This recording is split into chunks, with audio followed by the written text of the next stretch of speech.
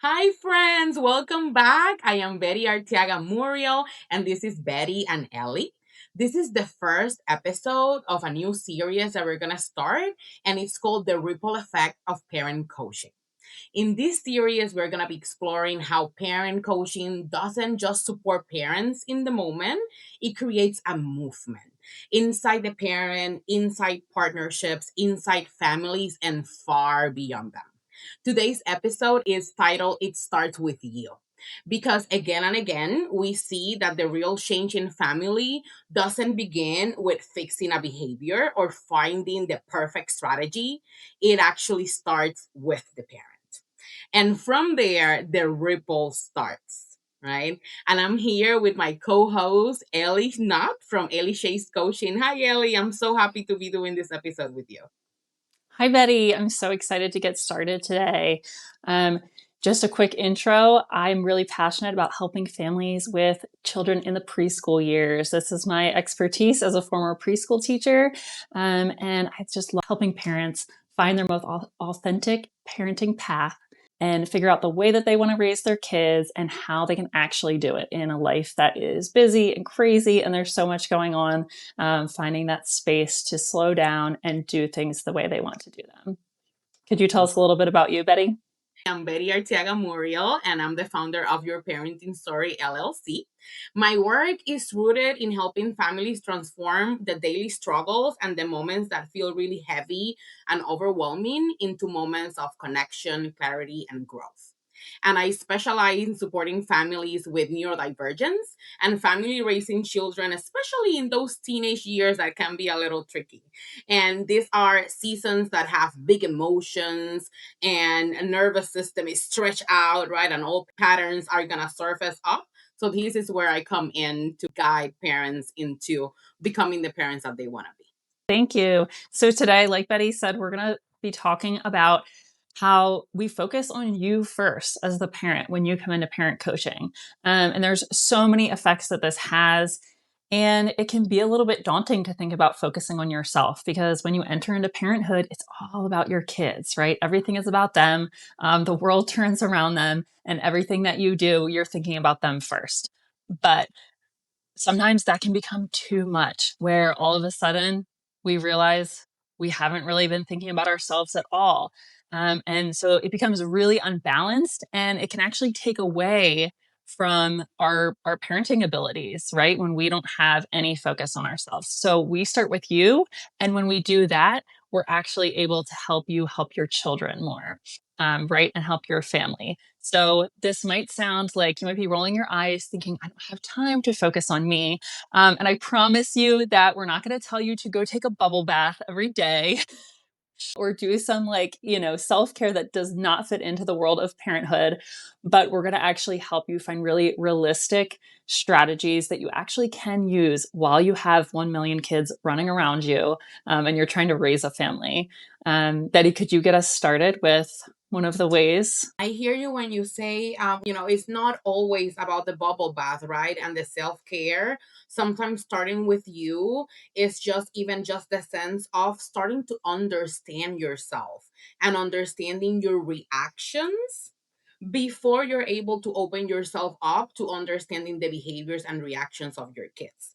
And one of the Mm, things that came for me with that was less urgency.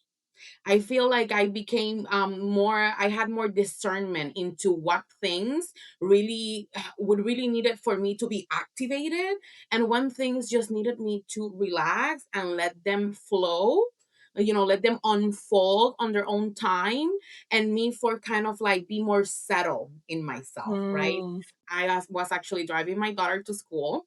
We gave a ride to one of her friends, and I was silent in the car because I was thinking about this recording today. And all of a sudden, I asked them, hey, if you could give your parents one advice, just one, what will it be? And they both say, like, I don't know. And then I say, if it wasn't an advice, then what would you say? And the other girl said, you know what? Is that I wouldn't give them any advice because my parents are so stubborn, right? And that stuck to me because it's like, yeah, sometimes we're very stuck in our ways, and it definitely brought in this message of today. It starts with us. And then when I went to my daughter, she said, well, one of the things will be, I think my advice will be to trust that you know what you're doing. And I love that. Mm. That's so beautiful because, yes, sometimes life feels so urgent. Everything feels so important. Every behavior, everything that your kids say feel like it needs a reaction from you. When in reality, once you start settling more into yourself, into your confidence about who you are as a leader in your family, then you're able to relax more into yourself and make those decisions with confidence, not with the urgency of your nervous system, but with the confidence of a parent that knows what their family needs. Yeah, for sure. And that takes us right into our next point, which is you're going to have an increased capacity for those moments of overwhelm. You're not going to get to your breaking point nearly as often as you do now.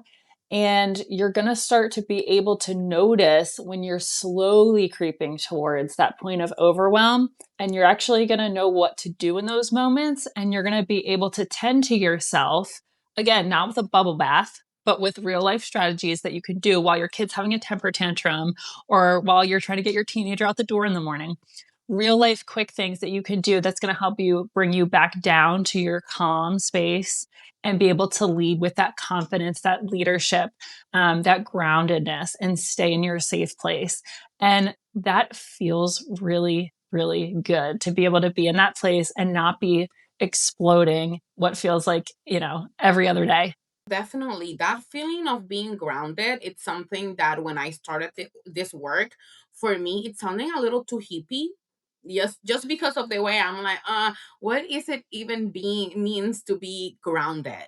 And as the years have passed and I've been practicing this, I can tell you that the grounded feeling is just you being okay with things being imperfect. It's like looking at life and really admiring the beauty of the imperfection that it is to be human and been Mm, experiencing all of this with our kids, with our families. And then when you let go of that perfection, I am definitely a recovering perfectionist myself. But when you let go of that perfection and you are like, hey, this is how things are right now, right? We bring awareness to the moment. Things are crazy. And I bring my kids to every conversation. Right, this morning my son was like, I really do not want to go to school. Like he was in like over dramatic mode. Oh, I hate school, I don't like it. And the first thought that I had was, should I just leave him here today? Like he hasn't missed school. Should I just leave him home? And then I thought, like, wait, why are you jumping into rescuing from feelings, right? Why are we trying to like take this away? He's just having a feeling about going to school. I have feelings about going to work, right? We all do. So then that is when I took a breath as we were going up the stairs, and I was like, and this is when I'm getting grounded, right? Things are not perfect, things are going, but I'm grounded in myself in that, you know what? I can be here with him while he's having these feelings about school. I can just be here with him because when I was a kid, I also had days that I didn't want to go to school. So I was able then to feel myself in and be like, I don't have to go and rescue him or find a solution or try to convince him that school is good and he has to go. We can just go upstairs, finish his hair, and let him vent. And you know what? We made it to school. He was happy. He said goodbye bye. I love that. And that's such a great example of how when you start not having these things trigger you and get this really big response from you, you can actually stay calm, but then you can also use those experiences and those emotions from your kids as information. And so, like, you use that information really to show you like the humanity of your kid. Like, he's a human just like you. You don't want to go to work sometimes. He doesn't want to go to school. And it doesn't mean we need to like stop the world from turning and not go to school or have a big reaction about it. But you can use it as information. You can see, oh, he just needs someone to vent, just like I might want to call a friend and vent about my job, right? And Yes. so you're able to do that and then move on with the day. And so, in that, when we can take those emotions, those experiences, and get the information from them, then we're able to respond in a way that feels good, in a way that is in alignment, in a way that shows your values. And when you do that, you're not going to have so many moments where something happens and then afterwards you start to feel that like mom guilt or dad guilt where you're like, oh, I shouldn't have done that. I wish I'd done this. Right. And it like lingers on and on. No, you're going to know how you want to respond in that moment. You're going to do it and it's just going to feel good. Yes, and when I hear you speaking, Ellie, what I think the word that's coming to me is confidence. You start feeling a lot more confident in your choices, in your reactions, in your responses, because there's actually gonna be less reactions, right? And even when there's some, like you mentioned, you take it as information, and all Hmm. of this information, that is when you begin to tune in into your inner voice, right? That person, because in reality we all have the information that we need. There's many parts of you, but there's one that's really like in the center, that when you tap into it, she really knows, or he really knows what to say or what to do in that moment. And the inner voice becomes a little, if all of the other voices kind of quiet down, right? And that inner voice, that's the one that becomes in authority, and it becomes Hmm. very confident, and it's a very benevolent parent with, right, authority figure in you, because then it starts getting in all of these other needs. It starts listening to the needs that you have inside of you. You might be tired, you might be needing to get a rest, you might need some water, you might need to tell the kids, hey, mom needs, a little 15-minute break to kind of breathe. And that becomes, then you become more confident, because now you're not hiding yourself, you're not putting yourself in the back. You don't have to be like all the time trying to quiet the noise and try to scroll, or be everywhere. You're like, hey, I'm able to listen to everything that's happening inside of me. I'm able to express it out in a way that my family and the people around me can understand where I'm coming from, and I can parent with my kids in a collaboration. Yeah. And with that, we also start to be able to live from our values, right? From our family values. We get really, really clear on those. And when we do that, it helps us to guide our decision making. So, again, this is going to feed into that confidence too. Uh, I know what my values are. I know what is we as a family are prioritizing, what's really important to us, and I can make decisions from there.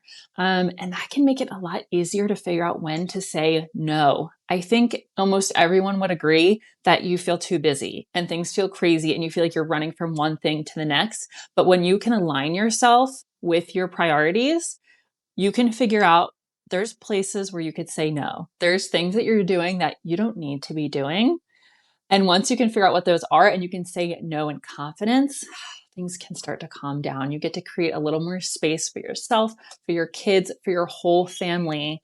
And you're going to be having more time and more energy to focus on those things that are important to you and are in alignment with your values, which is something I just love so much. And I think is so important for so many people to just feel like they're living their life and not somebody else's. Oh, I love that, because sometimes that's what happens. You Mhm. feel, I this is like the autopilot, right? You are in like Yeah. this survival mode autopilot, where you're living life based on the expectations of everybody else but yourself.